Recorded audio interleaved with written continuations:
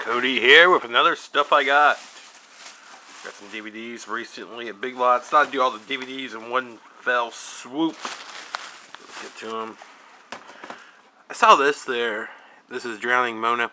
I saw this actually in theaters so long ago, and it seems like one of those movies that didn't get a lot of play. I'm trying to remember if I really liked it or did not like it. I think it was like kind of like middle ground, but I kind of just bought it because you never see it on TV. And I never see it for sale until Big Lots had it for $3. It's a dark comedy about Bette Midler dying and all the possible suspects in a small town. And Danny DeVito is the sheriff, and he has to find the culprit. It's an interesting movie. I remember it was being highly advertised as Casey Affleck's big debut. But look, he's not even on the front cover, so that tells you a lot about Casey Affleck. Tom Hanks, Saturday Night Live, best of. I'm kind of collecting these now. I guess I keep on seeing the best of Alec Baldwin on there. I guess I'm going to eventually have to get that. Although I don't really enjoy that sweaty balls whole routine that much. Or I don't even like that the camp counselor Boy Scout routine that much. But I'll probably get that one. But I got this one with Tom Hanks, and I can't really remember any real memorable Tom Hanks appearances. Just don't come to my mind. But I'll watch it and give it a look and see if there's anything. No commentary. That David Spade one had a commentary, which is really interesting. They got Hot Fuzz there. I'm a bit of a Simon Pegg fan, so I got Hot Fuzz. Has some nice bonus features too. Got Demolition Man. I just love a movie where one of the ideas within it is Taco Bell is a high class restaurant in the future. That alone's worth it. And the three seashells bit with the bathroom etiquette, that's a good bit too. So it's definitely worth checking out.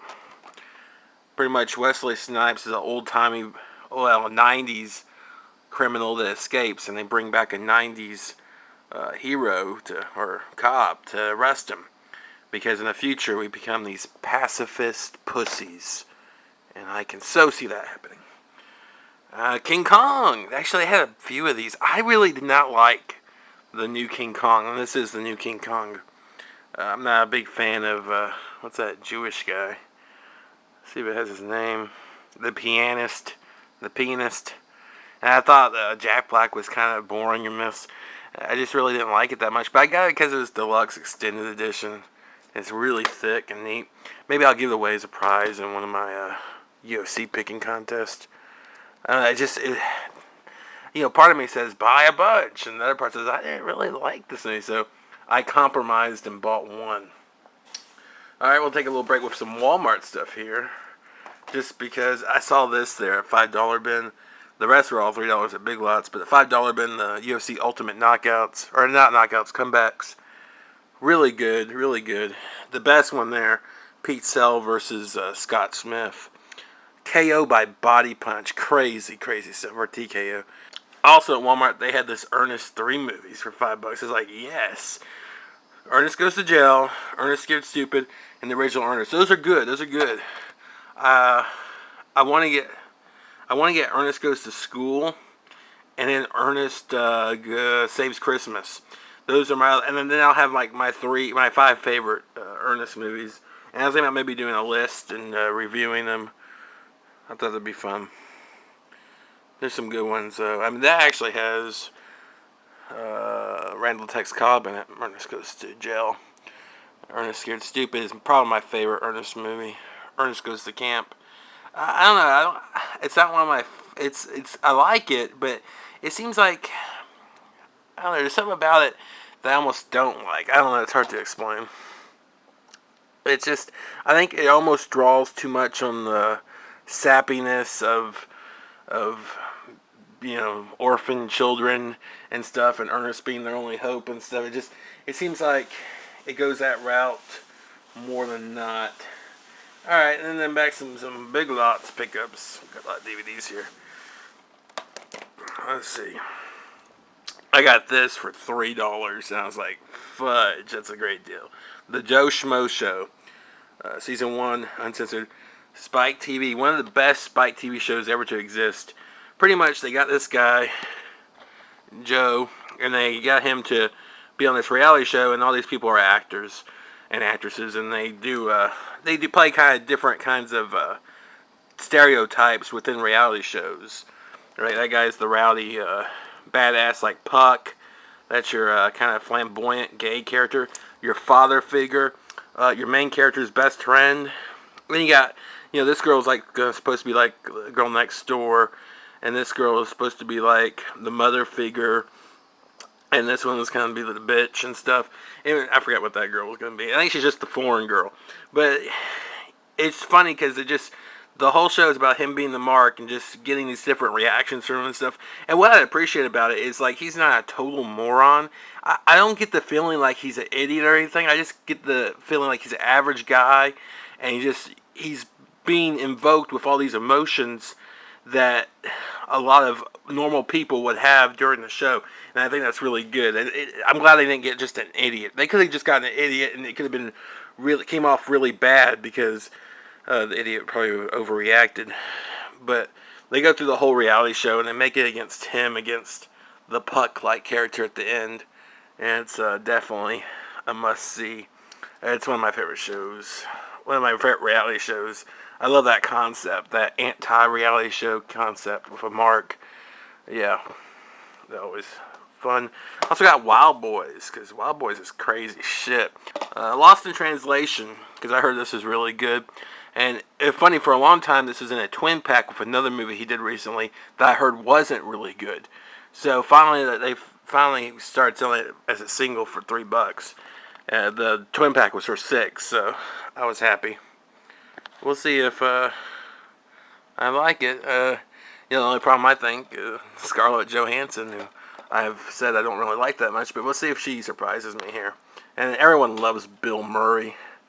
Bill Murray kind of has like a pass on anything. He really could do like the worst show ever, and people would still stand by him because he just carved out that kind of existence. The Chum Scrubber sounds interesting. I'll give it a roll. It may be crap, who knows? But it just, it's one of those movies I'd never see in theaters, but at Big Lots I'll spend $3. Same thing with this. Rocket Science is another kind of weird looking teen flick, but alternative still. I always find it funny that girl's still playing like a teenage character. Fun fact: she was like the girlfriend for DJ from Roseanne back in like 96, 97, and like this is what 2007. So 10 years later, she's still playing a teenage chick. Gotta love that one. When people typecast you, they always typecast you again and again and again. I guess you could take it as a compliment. That kid from Hook is still playing a teenager. Rufio. He's still like in all these teeny bop movies. It's hilarious. Alright, that does it for my DVDs. Moving along. I got this slime and sticky ham. And I guess you're supposed to stick the hand in the slime and then splatter it everywhere. But I guess I'm growing up because that sounds like really messy. I don't want to do it because I don't want to make a mess. And also it's glow in the dark. So there you go. It only cost me 50 cents. So maybe I'll give it away to someone who's more daring than I. This is funny. It was originally $10. Then they marked it down to $3, and then I got it on a half off day, so it was $1.50. DBZ cards, why the hell not? I love DBZ. Maybe at the end I'll open a pack, and we'll see if I can pull a Goku. Can I pull a Goku and avoid a Chaozu? Find out. I got this just because it looks stupid. I was thinking maybe I could do like a riff-raff on it. The Case of the Kidnapped Kangaroo, starring Cops, Central Organization of Police Specialists. You remember this brand from when you were a kid? Like, I remember like Michael's, the craft store, would sell really bad VHS tapes, like with Baby Huey and stuff.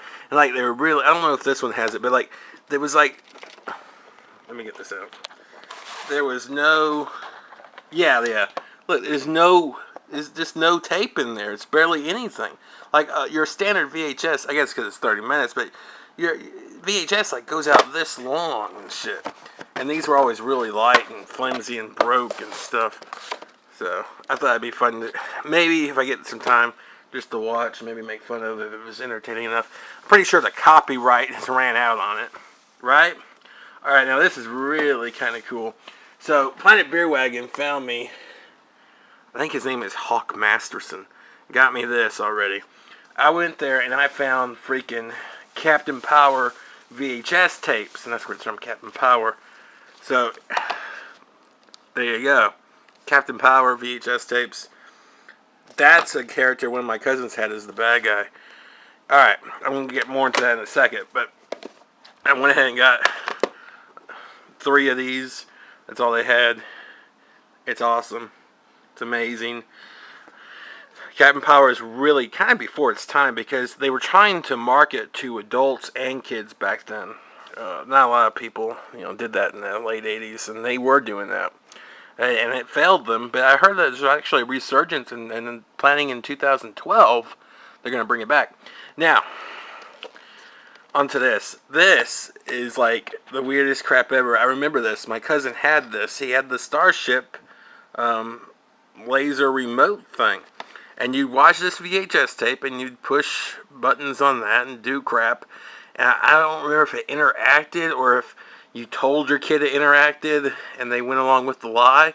But good times were had. And look, here it says, video is enjoyable either with or without the toy. Toy sold separately. But I remember, like, it was weird because, like, I went over to his house once, and we all just, like, sat down and we kind of watched him shoot at the screen like a lunatic. And it was kind of weird. It's just surreal. It's like, you can't watch anything else but a kid just act hyper for 30 minutes. It was cool for the time. Well, for the first 5 minutes, and then you're like, okay, can we watch something now? But yeah, Captain Power. Man, that brings back. And I think that's Captain Power on the front. This guy is not Captain Power. He's like Hawk Masterson, Flight Commander, or something like that. Which, it's funny because actually I think Captain Power dies, and guess who takes over? Hawk Masterson. Bitches. Alright. Boy, this is going to be a long video. Maybe I should do it in 2 parts. Alright. So then, at Value Village, this I got, I think this was total $7 for all these components. It was kind of funny because I knew, like, there was going to be an NES there at the Value Village. Someone took the NES, but they didn't go around to how Value Village divides up everything and got every piece of it, stuff. Because here's a game. They had Dr. Mario, 202. Remember that number, people. Here's a singular controller, 202. Here's an AC adapter and an R switch, 202. So there, in that awful flimsy bag, just trash. So yeah, I brought this little mini TV up here, and I'm gonna test this stuff out. And it actually works out because I bought a NES at a garage sale, or actually a huge county-wide flea market for $5. So this actually costs cheaper than all the little doodads that go with it. But it was naked. It's naked. The guy actually looked at the pin connector and said, yeah, that pin connector looks good. Well, he was trying to sell me on the product after I bought it. I was like, just hand over the NES there, cheap shot. Or hot shot. And the rest is history. So I'm going to turn this off for a second and hook all this shit up, and we'll see if we're in business or not.